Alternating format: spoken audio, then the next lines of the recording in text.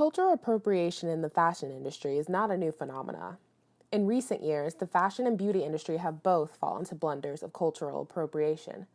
However, when it comes to fashion, where is the line drawn between creative expression and inspiration, or appropriation? Recently, during Paris Fashion Week, designer Stella McCartney featured a traditional African print of colored tribal patterns called Ankara in her Spring 2018 collection. However, she referred to the collection as a joyful exploration of British style in her show program and only incorporated a few models of color. She then credited the collection as African-inspired on Instagram. Additionally, in the 2016 Paris Fashion Week show, designer Valentino showcased a collection inspired by wild tribal Africa, again with predominantly white models strutting down the runway in cornrows. In an Instagram post, he described the collection as primitive, tribal, spiritual, yet regal.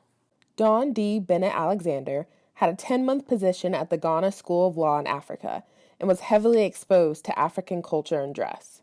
She wore only pieces she purchased from Africa for 20 years. I kept the seamstresses just busy. So right outside of our compound was a woman who had a baby on her back and one at her knee, and she sat there sewing all day.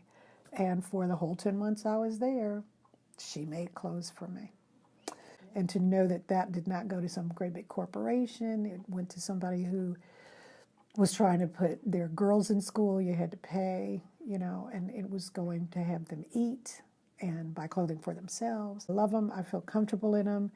I put them on and they feel like home. Dr. Bennett Alexander recognizes that there are instances of disrespect and attempts at adopting different cultures. However, she takes a practical approach when thinking about the fashion industry and creating pieces that are inspired by other cultures. But with something like things that you put out for public consumption, clothes are a good example. It ends up being, where does the sharing stop or the admiration for whatever this culture is, and me disrespecting that culture. I'm just sort of not settled on that there's something that they owe because that's what they chose to use. They can be a vehicle for bringing people together as well as for dividing people. We are not just what we have on. We're much bigger than that. It can enhance it, but I don't want it to be something that makes it so we feel so separate from each other. Kayla Mingo, Grady Capstone.